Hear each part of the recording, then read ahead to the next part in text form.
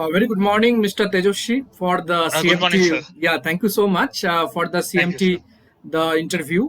In fact, it will have one presentation from your side, as we have Sure, sir. discussed, on management Yes. information system, and followed by interaction on different Sure. aspects currently we are going through and its effect on higher education. So the Okay. CMT is Certified Management Teacher Process. We initiated this in the year 2009 for the individuals, those who have passion, especially into the teaching profession, so that Yes. we can understand their vision, why they want to join the teaching profession, and how MTC Global, as a global think tank in higher education, we can add values in their learning Yes. and help them also from all the ways so that they can quick change over to the teaching profession, or those who are already into the teaching profession, we can enable them with more skill sets. So thank you so much for your presence for today's interview and the interactive session, Mr. Tejwashi. I hand over to Thank you you. for the presentation. Okay. Yeah. Thank you, sir. So, yeah, I'm Tejasvi. So, I'm basically from Hyderabad. So, thank you for giving me this opportunity, sir. So, I have done my MBA in Information Management from Jamnalal Bajaj Institute of Management Studies, Mumbai University. So, I currently work with Oracle India. And also, I work as visiting faculty at Usmania University and also at Jamnalal Bajaj. Previously, for a brief time, I worked as full-time faculty also at Jawaharlal Nehru Technological University, Hyderabad. So, and currently working with the industry. So, this is my brief background. And my education background is I have done my bachelor's in engineering, mechanical engineering, and master's MTech from in GIS, Geographical Information Systems, MTech. And then I did MBA from Jamnalal Bajaj. So, this is my academic background. And yeah, I have also done faculty development program from Usmania University. So on and off, I've been working with Usmania University and Jamnalal Bajaj as visiting faculty. Shall I begin my presentation now, sir? Yes, please. Sure. Let me share my PowerPoint presentation.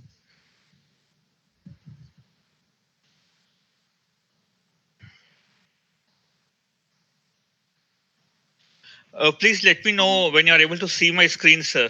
Yes, I'm able to see it, sir. Please. Okay. Okay. Sure. Thank you. Yeah, so this is my brief background. So I'm currently working with Oracle India as a principal information developer. So my topic for today is management information systems, MIS. So let us begin by looking at what is MIS. So basically, when we are talking about MIS, it is nothing but it's a combination of management, information, and systems. So what it does is it basically empowers the management with the tools that are required for evaluation, efficient management, and organization across various departments in a firm. So when we are talking about MIS, the information systems are inherent part of MIS. So basically, it is a computer-based system wherein we are talking about processing of data into information and how that information can be used across several departments in an organization for taking managerial related decisions. That is to support operations for day-to-day management functions, for decision making, and so on.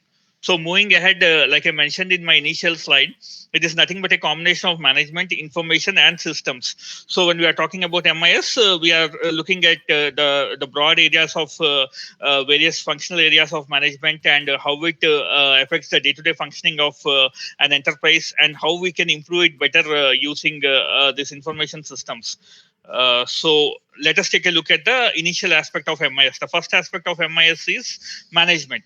So management, when you're talking about management in any enterprise, what are the broad functions of management? So directing, staffing, organizing, controlling, planning, all these come under the basic functions of management. So when we are talking about management, we are basically talking about management of both human and material resources to achieve the various enterprise objectives. So these functions, how we can do it using an information system, that we will go ahead and see in the slides that are coming up. So this is about the management. Now, the second aspect of MIS is the information. So when I'm talking about information, what I'm talking about information as the finished product.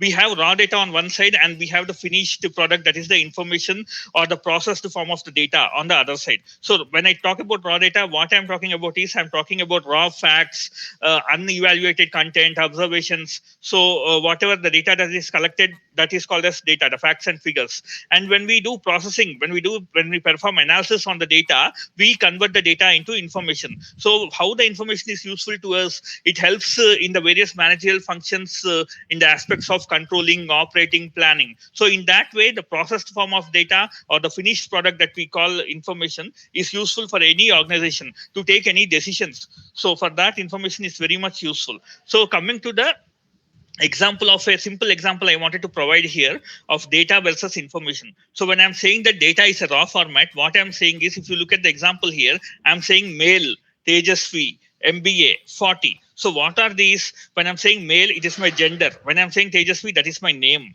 When I'm saying MBA, that is my qualification. And 40 is my age. So these are the different categories. So the raw data that I have, male, Tejasvi, MBA, 40, when I categorize it, put into different kinds of categories and tabulate it and perform analysis, the data, the raw data itself gets converted into information. So this is a very simple example of data versus information. So now let us look at the third part of management information systems. The third part is the system. So basically, before going into information systems, let us try to look at what a system is. So when I'm talking about a system, what I'm talking about is, I'm just talking about a set of interdependent components that are working together so as to achieve a certain objective. So all these set of interdependent components are working together to achieve an objective. They together form the system.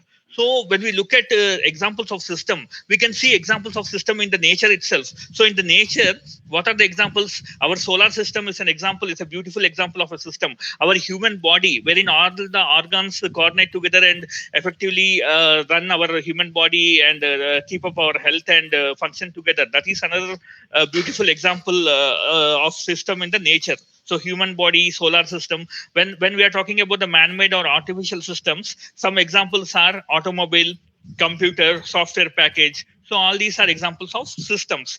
So after broadly looking at examples of systems that exist in the nature and also the man-made or artificial examples of the system, let us take a look at information system. So when we are talking about management information system, we are talking in the context of information system. So what is an information system? What does it comprise of? So when we are talking about information system, we are talking about input, output, hardware, software, communication network, data resources, people. So all these are the essential and important components of our information system. All these components work together. So this is how an information system is formed together, as a systematic combination of all these various components. So these are the ones that I just mentioned about. These are the essential components that together work for an efficient functioning of an information system. So input, output, people, hardware, software, data network. So let us look at a graphical representation of MIS, or management information systems. So when I'm talking about graphical representation, here in this graphical representation in this diagram, we can clearly see that the management information system is comprised of hardware, software, people, database, network, and all these individual components are working together for the efficient functioning of the management information system itself. So these are the inherent and essential parts of the, or the components of the. Excuse me, Yes, Mr. sir. Tejoshi. I Sir. think your presentation is stuck. I'm only able to see the first slide. Oh, is it? Yeah, can you just scroll down to that particular diagram? Yeah. Are you able to see the screens changing now? No, only the first slide, the introduction Is it? part. Oh, just a second, sir. Yeah. I think there is some Yeah, yeah, technical yeah, yeah, snag. yeah, yeah. Now I can see the components, yeah, system. Oh, Okay. okay. Now come You to the can see now, diagram. right? Come to the Yeah, diagram. Yeah, yeah. yeah, right. All right, please. Now you can see, right? Yeah, yeah, yeah. Thank you. Okay. Do you want me to go to any previous slide, sir? No, no, no, no. Please continue, Okay, sir. okay, fine. Okay. Yeah, I think there's some technical issue. So, yeah. So this is the graphical representation. So management information system. So it is the combination of all these essential components, and all these work together for the efficient functioning of the MIS itself. So these are the components that I was talking about. Now, so these were the components in the previous slide. So I'm just briefly going there, sir. Since you're seeing my screen now, right? Yes, yes. Okay, so previously when I covered information system, so this was the slide. And yeah, what is a system? Examples in the nature and man-made examples of the systems. So this was the slide. And data versus information, all these were the previous slides that I was talking about. So yeah, so I think yeah, now you should be able to see, I believe. So yeah, information management. So these are the things. So let me move ahead, sir. So with your permission. Yeah, please. Okay.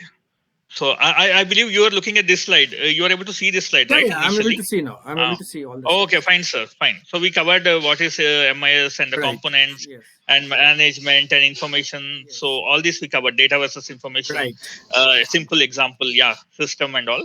So information system we covered. So components and graphical representation of MIS. So let me go ahead. So what is the basic role of MIS? So what it helps is basically the MIS helps in control, decision making, planning, analysis for a management of an enterprise. In this process, it utilizes hardware, software, database, and then for management, decision making functions, and day-to-day operations. So everything it supports. So basically, it provides information, and it's an integrated man-machine system. So this is the basic role of MIS. So I believe you are looking at the role of MIS slide right Yes. now, right? Yes. Okay. So now when we are talking about MIS, so why do we need MIS? So we need MIS because the thing is, we need to have some kind of a system in place which is not dependable on a single person or a human, prone to human error. So we need some kind of a system which is free from human error and not doesn't depend on an individual person. So that kind of a system, what it does is it converts the input data into output information and provides information reports, summaries. So in that way, it can help manager to take critical decisions on a day-to-day basis. So that's why we need management information systems. And the other thing is always there is an information overload. So when we are talking about an enterprise, lot of different functions are there, different departments are there, a lot of information is there. So there's always information overload. So it's very difficult for an individual person to remember everything. So there is a requirement, there is a need for that kind of a system wherein we can put all the useful information, and that kind of information with the help of analysis we can refine it and help the manager to take decision for his decision making, improve decision making skills, and then avoid information overload, and also avoid the dependency on a single person or manager for decision making all the time, and avoid human error. So that's why we need MIS.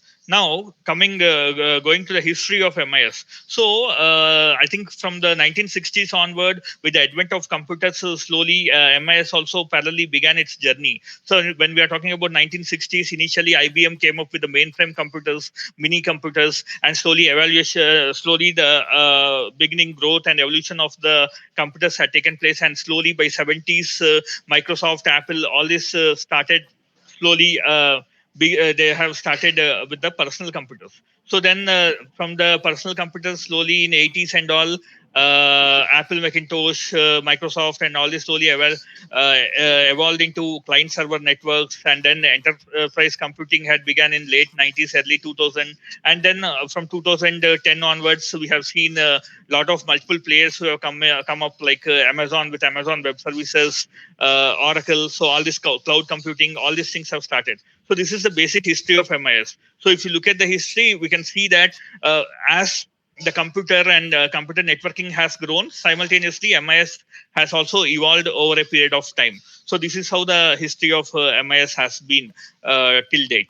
So, and then when we are looking at the broad functional classification of MIS, basically the classification of MIS itself is based on the various managerial functional classification of the various functions of management. So human resource information system based on HR.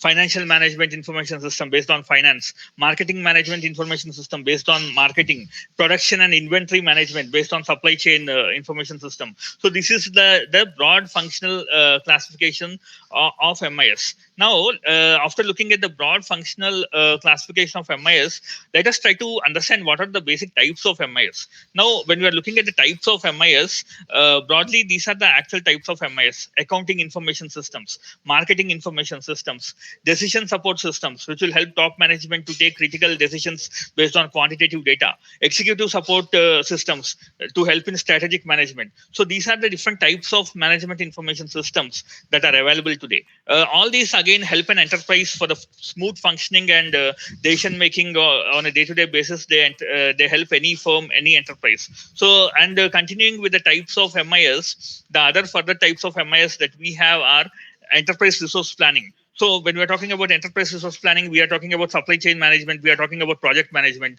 and we have office automation systems. So we are talking about the office automation system, which help in processing of data into information, human resource management system, HRMS, school information management systems, for example, in the context of a school. So this is again an information management system that is helpful or specifically designed for the school. So for the management aspects and administration of a school, which includes learning and teaching material. So these are the different types of management information systems. So basically, they started off broadly with the different types of managerial functions like human resource, finance, and all, and slowly evolved into various types of businesses. For a school, right now we have school information management systems. For a hotel, it can be a hotel information management system. So depending upon the kind of the business, specific business needs to address the specific business needs. So in the same way, MIS has evolved over a period of time for specific addressing specific industry sectors. And then let us look at what is the importance. So how it helps. So basically what happens is MIS always helps in reduction or minimizing the information overload. So when we are talking about a large amount of data, so always to take any kind of a decisions, we need some kind of a summary. We need some kind of analysis of the data, some kind of visual cues like bar graphs, some kind of charts and all, which quickly managers can take a look at. So for that, MIS really helps because it helps in converting the data into a brief summary, so that the manager is not flooded with a lot of detailed facts. So he can get a brief information, and he can get the information in the form of visual cues using which he can quickly take decisions. So by avoiding the information overload. So the other important aspect is it is always MIS improves the quality overall for the by providing relevant information. So to take any kind of decisions, always brief information, relevant information, up to the point information is very much required. So in that way, it acts as the connection between the control and planning functions. So thus the MIS actually improves the ability of management to improve performance and in the overall evaluation. So that is the importance of MIS in a firm. So, and further talking about the MIS, so the other thing that MIS does in this process is it efficiently saves the costs also. So what happens is generally when we have to when we have manual dependency, when we have to hire people, hire consultant, it all involves both the chances of human error, and also it also increases the cost. So for paying these additional human resources. So what happens is if we have a proper system in the place, the information system itself will be able to process data and focus on services, customers, reduce operational costs, improve marketing opportunities, and also reduce the firm's exposure to risk. And the human error also will be reduced in that process. So instead of hiring a many number of people as analysts with a efficient system in the place, we will have a more efficient way of managing things, and then reduction on the manual dependency on an individual. And then other thing is MIS also encourages the decentralization itself. So when we are talking about decentralization, what happens is we will have these kind of systems in the organization. They are available online, so anybody in the organization can access So transparency is there. So centralization is there. Dependency on one person is not there. Suppose some person is on leave for a long time, for data, nobody, for the kind of information, nobody has to wait for that person to come back. Everything's available online in the system. People can go there and refer to it. Lot of transparency is there. Openness is there. So all these things will help in measuring performance, the tangible way or manner of measuring the performance, and doing the changes in organizational plans, procedures. So in all these ways, it helps in reducing costs and also encourages decentralization. So it is very important to have these kind of online systems in place for any kind of enterprise, whether big or small, irrespective of the size. So the other thing is, what kind of impact management information system has made in the industry, what kind of contribution it has made to the industry. So when we look at it, the basic thing that comes to the mind is, over a period of time, MIS has definitely helped in streamlining the operations, and reducing the complication of system design, and emphasizing on the systematic business operations for effective system design, utilization of data, converting the data into information, and utilizing the attributes for creating information in the organization, and management of various business functions such as marketing, finance, production, personal management. All these have become very efficient over a period of time with the proper management information systems, transparent systems in place that are available and accessible to everyone. So the other thing is, to continue talking about the impact of MIS. So what happens is, it has the whole management information system and its implementation in various organizations. What it has brought upon is a very high degree of professionalism and transparency in business operations. So it is not some kind of secret arcane data which is resting with few key people in the organization. It is not like that. It is a open kind of a system. It has brought transparency and professionalism, and anybody can access and see what is going on. So it is more kind of accountability has increased with that.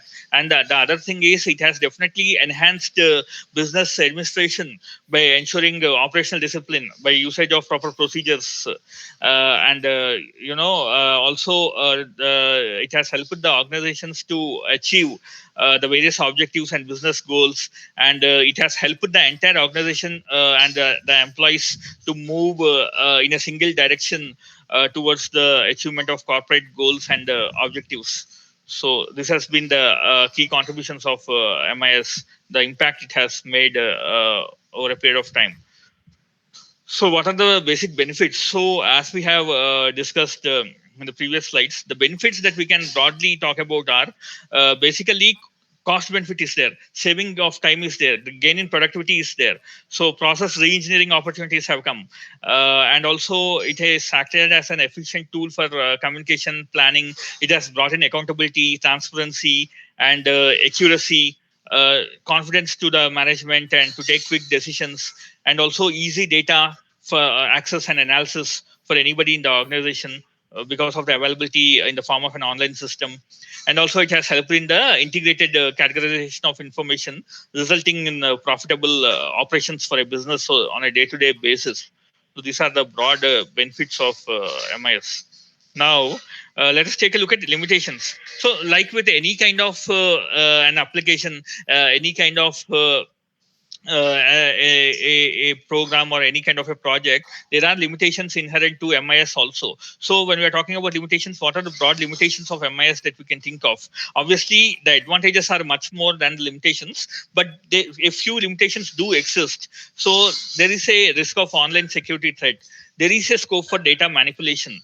And also dependency is there on hardware and software, and there is some cost that is involved in procuring hardware, software setup, training. So obviously these are the kind of limitations, but definitely in comparison to the benefits that that MIS gives us, they definitely outweigh the limitations. So limitations are very few, but they do exist. So these are the kind of limitations, but with the efficient implementation of security systems, and with for data manipulation also, what happens is, since it's an online system, if someone does and makes any kind of a changes in any MIS system with the date stamp and the person with the login details and all, data will be stored there. So who has come when, what the change he has done, all that history we have within the system. So we can easily track if someone does manipulate the data. So tracking facility is available. With the online security systems in place, we can handle security threats also to a major extent.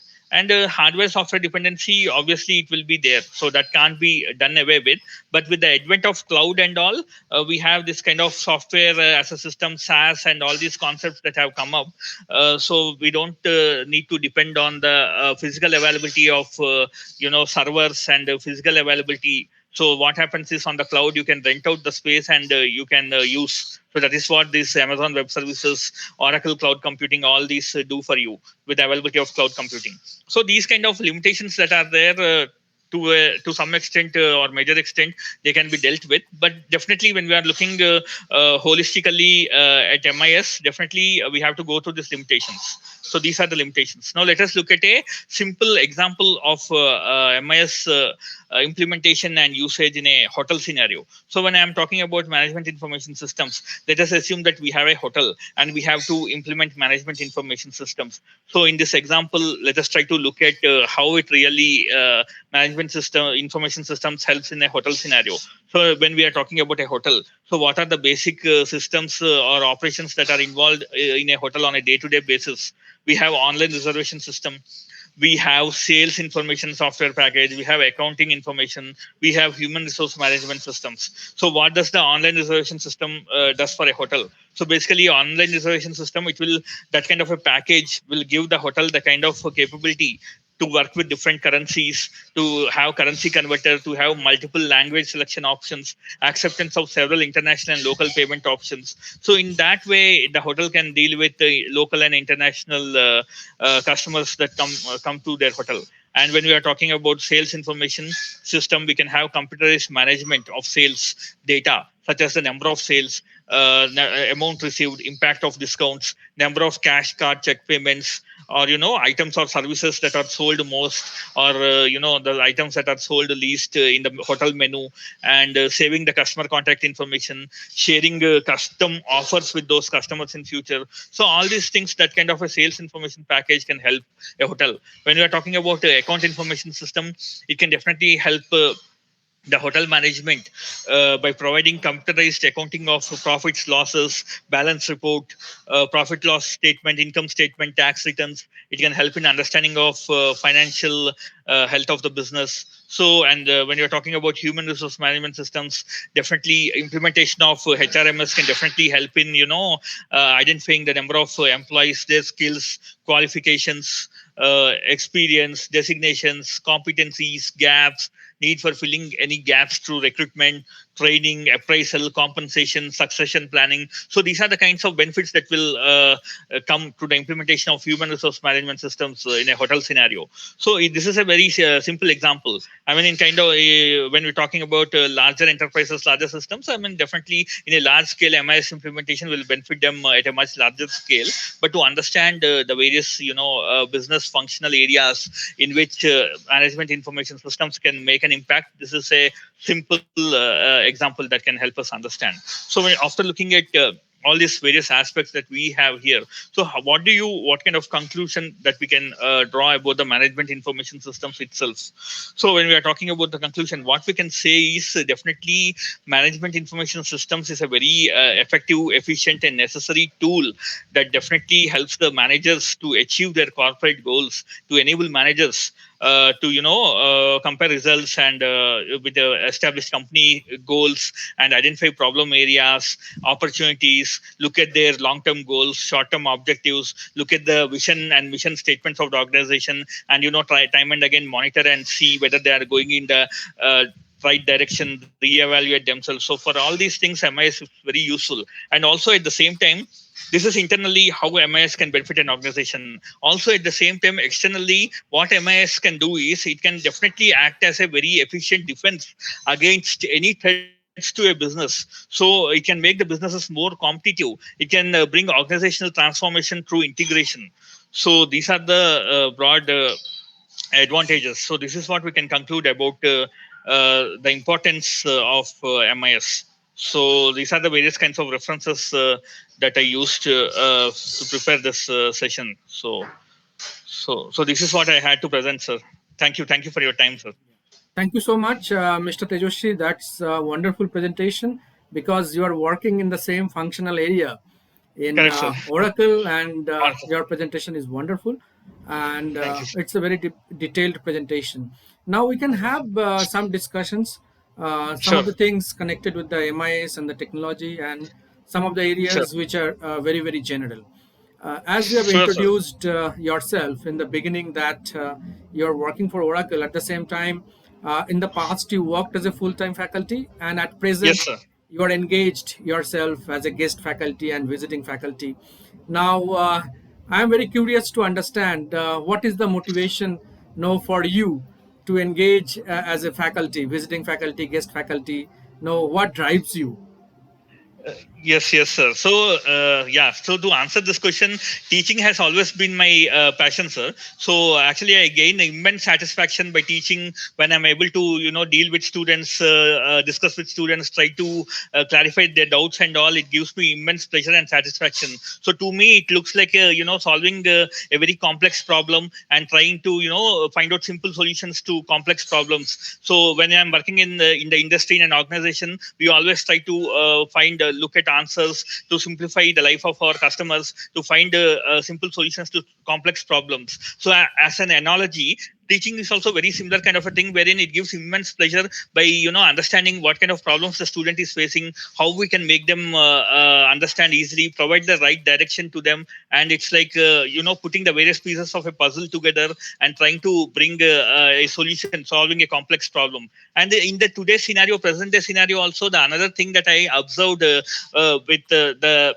various students and their the kind of thinking that their parents also have is they want to quickly finish off some kind of a degree and then get into some kind of a job and earn the money. So the focus is more on gaining marks, and focuses more on success and earning money and all. So over a period of time, in 2005, 2006, I worked as a full-time faculty with Jawaharlal Nehru Technological University. And then after completing my MBA from Jamnalal Bajaj, I have been engaged with Jamnalal Bajaj as a visiting faculty and also with Usmania University. So what I have seen is over a period of time is the current focus that students have only on, success, money, and kind of completing the degree and all. So apart from that, I think the focus should be more on ethics, morals, values, and how to practically make use of your education for the greater good of the society. So it's not only about success, it's not only about gaining a six-figure package in a MNC corporation, getting that kind of a job. It's not only about gaining marks and all. So how do you practically utilize your knowledge? How do you put it for the greater good of the society? How do you inculcate that kind of morals, ethics, values in students? So how do you do that? So how do you go beyond your curriculum, beyond textbooks? How do you make the education more practical, make them ready to face the society, and also make them contribute to the society in some way? So that is more important, I believe. So in that way, helping students to come out of that bookish knowledge in the textbooks and try to look at the different practical problems related to their functional area in the society, and how do you look at the greater things that are happening around you, and practical case studies, field work, and that kind of a thing, and looking at the people who have then contributed significantly in that particular area of study, in that any subject if you take, in that particular area, who has contributed, what they have done in management areas, how people have done, like Peter Drucker, what we can learn from his life, from biographies of these kind of people, from from Ford, and all these kind of management gurus, and what you can learn. So these kind of education, I think it's very essential, and whenever I take these kind of sessions, my focus is on these lines. So that gives me immense pleasure and satisfaction, sir. Okay, thank you so much. If you just look back, due to COVID, since March last year, we all have come online, especially the academic world, even the corporate also, they're working from home. So Yes. online is our new address. And we could see that there are a lot of challenges at the same time in online teaching learning process. And we could see that maximum number of startup during last 1 year is into edtech domain, wherein a lot Yeah. of startups came up and they are providing solutions in terms of LMS, in terms of video conferencing, and a lot of other Correct. areas, online labs, so on and so forth. But what we Yes. could see that there are especially two areas where I could find out there are a lot of challenges, and it is widely reported also in different media. Number one is especially in the rural sector, wherein bandwidth is very very low, and students are Yes. really having no tough time. Okay, so that's one area how probably we can address this area. And the second area what I could sense is the evaluation part, right? Using Yes. online Yes. proctor, and still people are not quite convinced about the online evaluation process. In many places they use the Google form, but sometimes Yeah. that's also have a lot of challenging areas, and people raised a lot of queries. Now, being a tech guy, what would be your Yeah. suggestion on the part one is about addressing the gaps in the rural area for the students, and the Yes. second is especially the online evaluation part. Yes, Yeah. please. Yes. Yes, sir. So you have brought two very relevant problems, issues at hand that have come up since March last year. So that is correct, sir. So the thing is, the first thing is rural areas, the student point of view and their learning point of view. What I believe is right in the present day scenario, to understand any kind of technology, I mean, to deal with Google Forms or whatever queries they have. What I have seen is even as a faculty, when I go and take lectures and all, what I do is I encourage more participation from the student level. So I try to form student self-help groups kind of a thing, wherein I would be the obviously the guidance provider to them, and then they can use the available resources, online resources, because today the Google internet has grown and evolved to such an extent that you can get solutions to anything, any and everything under the sun. Any problem, if you want a solution, you will get some or the other kind of information in the Google at the basic level. So if what I would see that as an opportunity for the self-help groups and student entrepreneurship. So when you are talking about entrepreneurship, there is something called as a student entrepreneurship, wherein the students can form self-help groups and they can motivate the people in the rural areas, and whatever information is required, they can act as the bridges between the people in the rural areas who are facing issues, and the guides or the faculty members in the towns or cities in their colleges. They can the student groups can act as the self-help groups and try to gather the information and try to provide solutions, because whatever problems they are facing, the problems are not very huge. They are very simple problems. Many times if you look at it, they don't know, sometimes because of lack of awareness or lack of that kind of that kind of situation or that kind of environment around them. Sometimes they do not know certain things. So but thanks to the growth of internet and Google, today we don't have to depend on any to a broader extent, we don't have to depend on any particular individual or any particular organization. Today what is happening is it's more like a knowledge based kind of learning, and this is a knowledge era wherein everything is open learning is there, so everything is available online, free and all. So with the availability of Google to for many problems, how to do for, especially like you mentioned, for technical issues, if you try to find out a solution, you will get different kinds of open source kind of platforms that are available that will provide a lot of information. So what to do? So student self-help groups, if they form, they can discuss amongst themselves, they can consult with the faculty and then take back to the people who are facing issues at the grassroots level and try to kind of establish. For example, today we have Zoom, today we have these kind of Google platforms, Google Meet and all, where we can have these quick sessions free of cost across India or world, discuss and try to see, understand what exactly a problem a person is facing and try to troubleshoot. So that kind of using the technology and using the open source platforms that are available, I think that can solve problems to some extent. And the second question that you have spoke about has got to do with the infrastructure. So availability of the bandwidth, availability of the speed, and all these things have got to do with the infrastructure itself. So what happens is traditionally the problem that we have seen with COVID since March last year is a unprecedented kind of a situation which nobody ever imagined in our lifetime that we would go through this kind of a crisis. So obviously this kind of situation we have never seen. So definitely India, being a country of more than 130 crore population, with such a huge country, I think seventh largest country in the whole world in terms of the land area also. So it's like a humongous and vast kind of a nation. So wherein a lot of rural areas would be there, lot of tier 2, tier 3 towns and villages will be there, and that kind of infrastructure will take some time. But I think with lot of private players that have come in, both Indian and international players within communication networks and also telecommunications, internet service providers. So all these things are happening. So even in towns, villages, also slowly with the advent of COVID, a lot of people started working from homes. They have migrated back to their hometowns and all. So they are able to do that. But essentially in villages and all, it will take some more time to develop that kind of a back-end infrastructure, wherein that kind of communication towers are required. So you have to lay those kind of fiber networks and all these things. So it will take time, but definitely I think within 1 year or 1.5, 2 years, definitely the situation will improve more. But as of today also, we have, apart from the dependency on the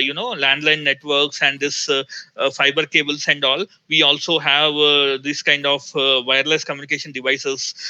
We have these kind of dongles and that kind of facilities are available, wherein you can use them. Reliance is providing, Airtel is providing. So using that also, you can connect without having any kind of cabled network also. So some kind of solutions are there, but like you said, permanent solutions are yet to come. But everything is in a flux. That kind of transition is going on, because always desperate situations call out for desperate measures. So since last year, we past 12 months, we have been facing these issues. We are grappling with this kind of issues. But definitely, I think things will improve over a period of time. So that is, optimistically thinking and speaking. Thank you. I think wonderful. The 2 points you have suggested. One is self-help group and the student entrepreneurship. So Yes, essentially, both the things, direct to collaborative learning. And correct. in fact, a lot of learning is happening nowadays. And students, they have taken interest and they have come forward. They're searching through the Google, and there are open Yes, educational resources and yes, SlideShare, and a lot of platforms are there wherein yes, they yes, can get access exactly what they need. And I think in a true sense, learning is happening because learning happens when learners take real interest. I think that's correct, what you have rightly said. correct, And correct, sir. it will take little time to lay fiber optic network, and government has taken a lot of initiatives, a lot of investments already made, and there Yes, is an announcement of Atmanirbhar Bharat. So a lot of things are happening in line with Digital India also. And correct. if we just little bit go back further before the COVID situation, there are a lot of reports. I think you will be also aware of that no MBA students are not employable. Only 10% students are employable. Only 15% engineering students are employable. There is a lot of industry academia gap is there.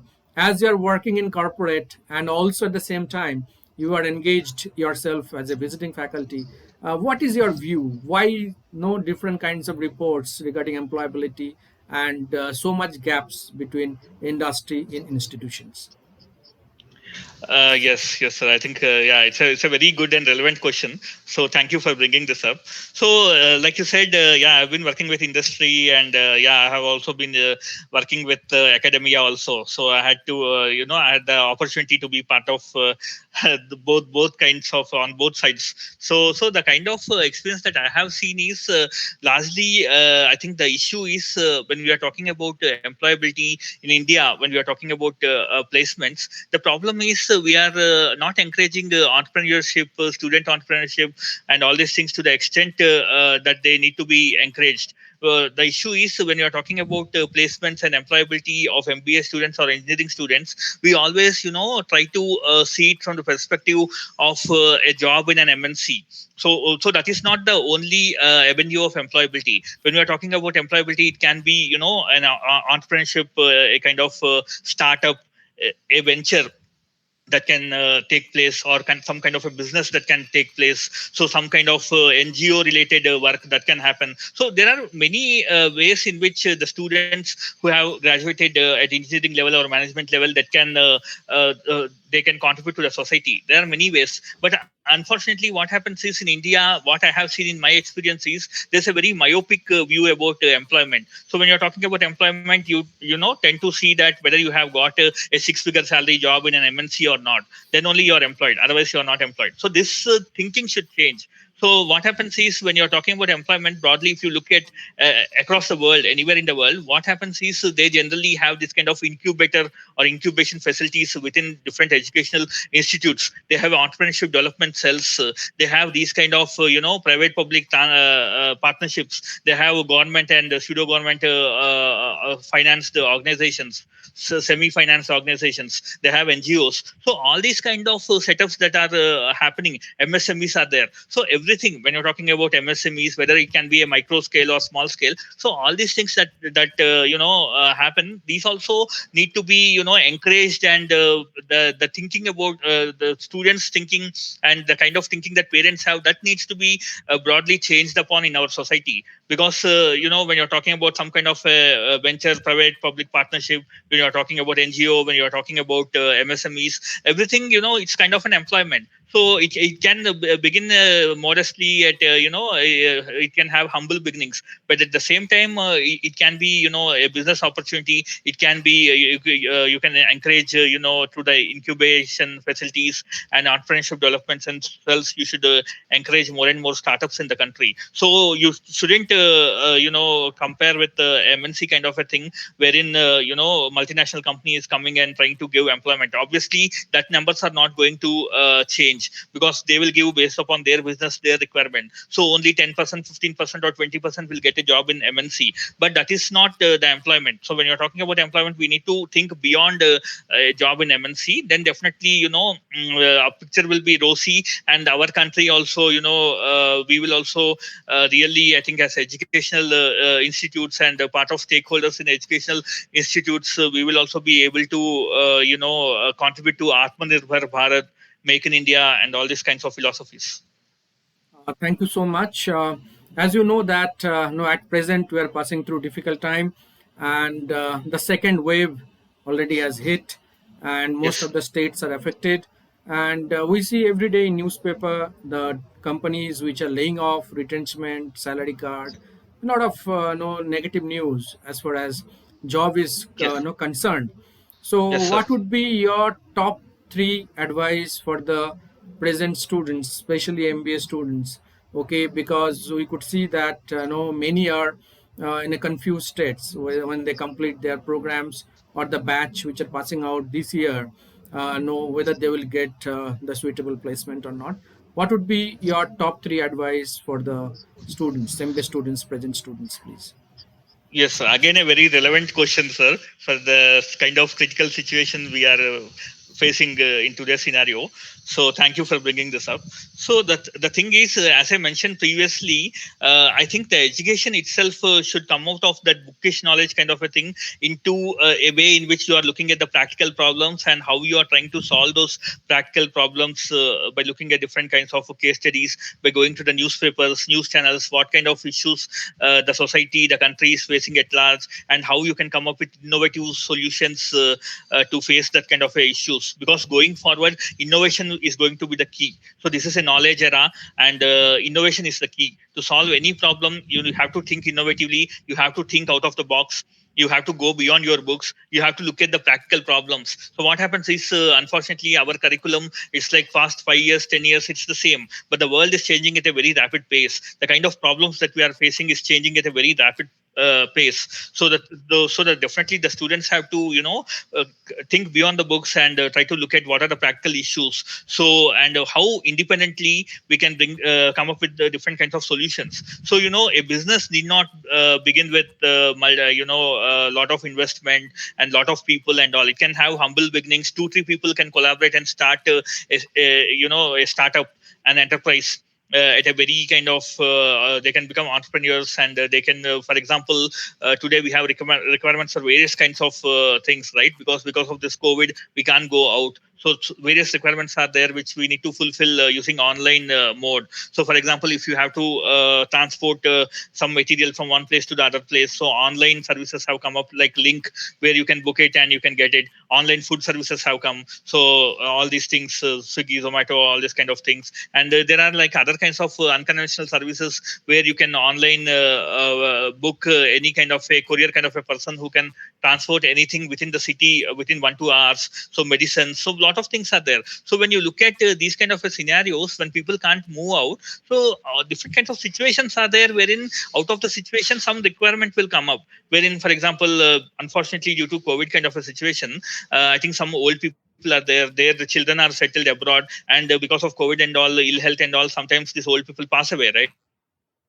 So what happens is there are various kinds of services wherein like today people are sitting abroad and using downloading an app and trying to book some kind of a funeral service, and all these kinds of things are happening. So these are very unconventional kinds of things that we never thought about. I mean, talking about funeral services and these kind of things, we could never think online these things could be done some 10 years 15 years back. But today, because of the situation, so like they say, always necessity is the mother of invention. So because of these kind of unprecedented difficult times, so desperate times have brought up these kind of desperate solutions. So I think students, what my top advice would be is come out of the books, try to look at the practical problems that you are facing, go through news channels, go through newspapers, try to see what kind of practical situations are there, what kind of practical problems are there, and from a managerial student perspective, think about the different kinds of managerial functions, subjects that you have learned, and try to see if you can provide some kind of a solution out of your learning practically, and try to be independent.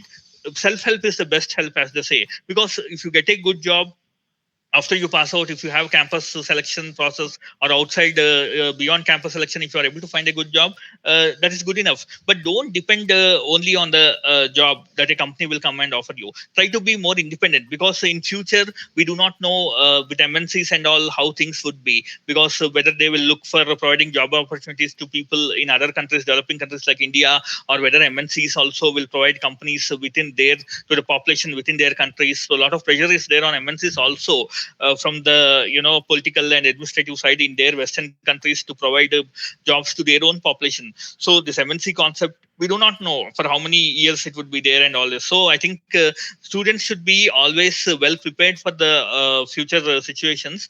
So my top advice would be always be prepared, hope for the best, be prepared for the worst, and try to see if you want to become entrepreneur, in which area you can take up, what kind of innovative ideas you have, put them, jot them on the paper. And when you are like doing a final year project, think from that perspective, try to see if your project also you can do on those lines, and try to bring practical solutions to the problems that you are facing in today's world.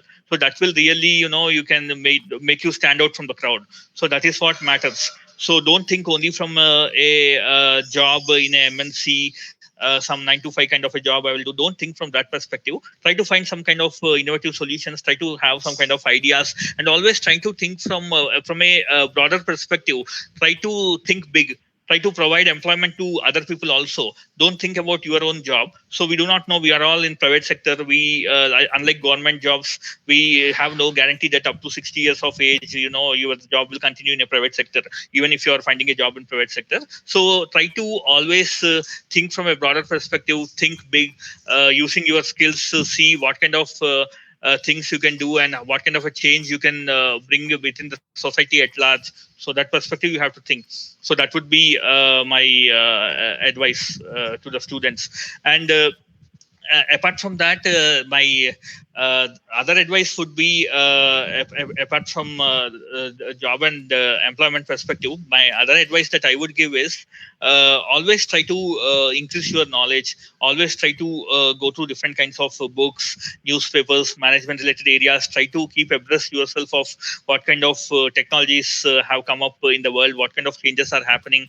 And always try to increase your knowledge, and always have to keep in mind that if you can, for example, if your top priority is to become work in a finance domain as a financial analyst, always have a backup plan. Try to have second and third option. If you can't become a financial analyst, or if you can't become a banker, what would be the second thing that you would want to do? So you may want to become entrepreneur, and the third thing that you want to do. Maybe you can look at, if you're interested, you can look at some kind of organic agriculture, some kind of a thing. So I think beyond education also, you have to think about different kinds of jobs, vocations that you can do, what kind of skill sets you have to weigh in and see. So you have to put option 1, option 2, option 3. So that kind of backup plan is very much required.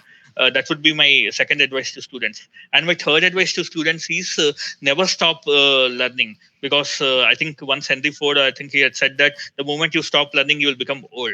So never stop learning, because learning continuously, as long as you are alive, learning should be a continuous journey. So don't think that you have done your graduation, you have done your post graduation, your learning has stopped here.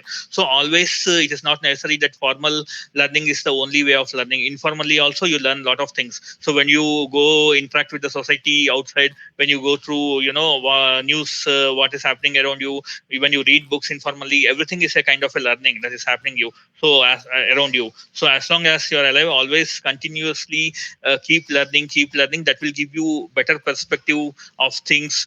It will give you what kind of things are happening, better perspective it will give you, and what kind of things are happening around you in this world, in the country. It will give you that kind of knowledge. So that learning will always help you. It may not immediately help, but definitely whatever you learn will not go in vain. So it will someday it will help you. So these are my broad advice for students. So thank you so much, Mr. Tejoshi. I think wonderful suggestions made to the students, and thank you for the Sure. amazing presentation on MIAs in details and Sure.